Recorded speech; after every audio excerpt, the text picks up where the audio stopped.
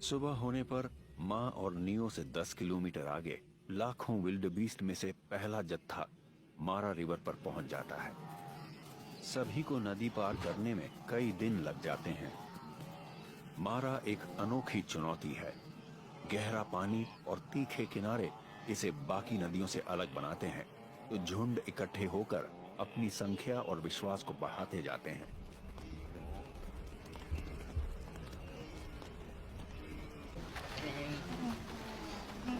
ये उथले हिस्से से दौड़ते हुए शुरुआत करते हैं, पर रेतीले किनारे का ढाल बहुत तीखा है और ये आगे नहीं बढ़ पाते और कदम न जमा पाने के कारण इनकी रफ्तार भी घट जाती है। ऐसे में सामने वाले किनारे की तरफ तैरने को मजबूर विल्डबीस्ट आसान शिकार बन जाते हैं।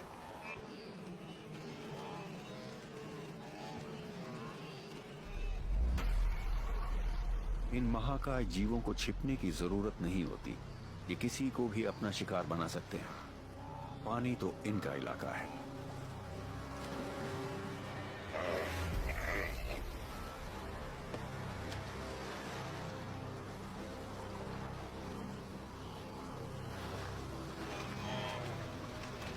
लेकिन एक चुनौती और भी है।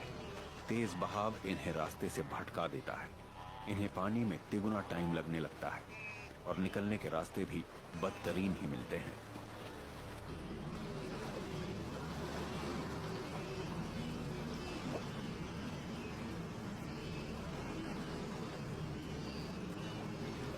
घबराहट की वजह से ये बिना सोचे आगे बढ़ते जाते हैं।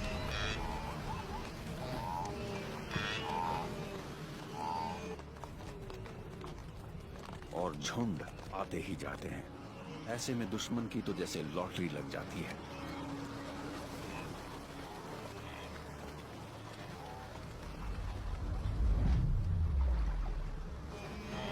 विल्डबीस्ट की ये जिद इनके लिए मददगार भी होती है और नुकसानदेह भी।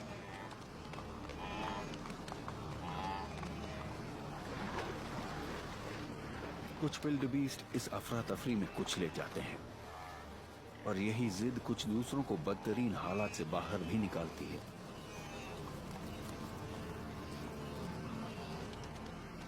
मुश्किल के बावजूद ज्यादातर नदी के पार पहुंच जाते हैं।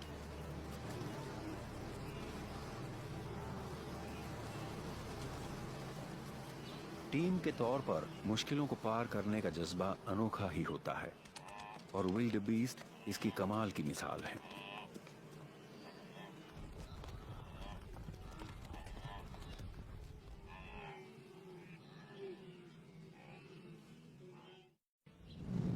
आठ किलोमीटर पीछे इस हंगामे से दूर नियो आगे बढ़ रहा है।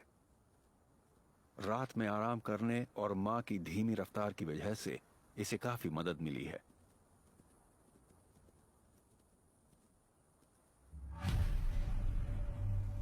लेकिन किसी ने यह देख लिया है कि यह अलग थलग है और नियो के लंगड़ाने से उसे यह इशारा मिल गया है कि हमला किया जा सकता है।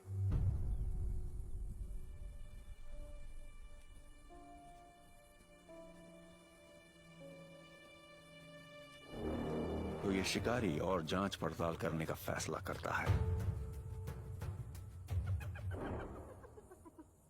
किसी एक हाइना से ज्यादा खतरा नहीं होता। इससे अगले कुछ दिनों के दौरान झुंड को फिर से ज्वाइन करने की मां की योजना में कोई बाधा नहीं आनी चाहिए।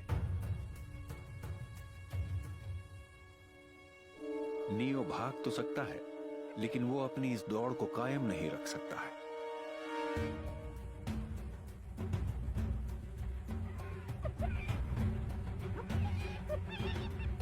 मां इस बात को साफ कर देती है कि उसे आसपास ऐसा कोई शिकारी नहीं चाहिए।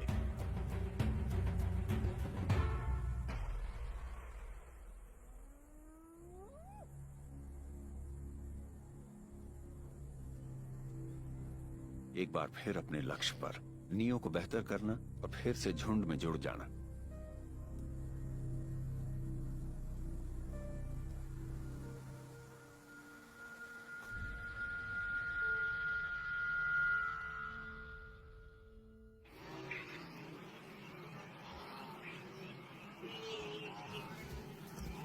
इस काम में 3 दिन लगते हैं, लेकिन माँ और नियो आखिरकार विल्डेबीस्ट के उस आखिरी जत्थे को ज्वाइन कर लेते हैं जो मारा नदी को पार करने का इंतजार कर रहा है। इन दोनों की प्यास की वजह से हालत खराब है, तो माँ पहले पानी की तरफ बढ़ती है।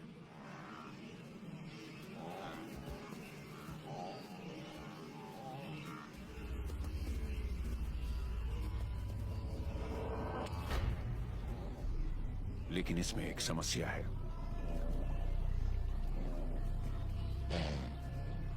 फिलहाल पानी पीना या नदी को पार करना बहुत खतरनाक है और माँ दूसरों को चेतावनी देती है।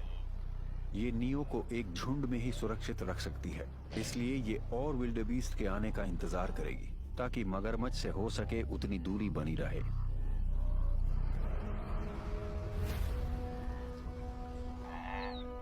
लेकिन नियो बेचैन हो रहा है, प्यास से उसका मुंह सूख रहा है, तो माँ झुंड को उसके इर्द गिर्द इकट्ठा कर लेती है ताकि वो पानी पी सके।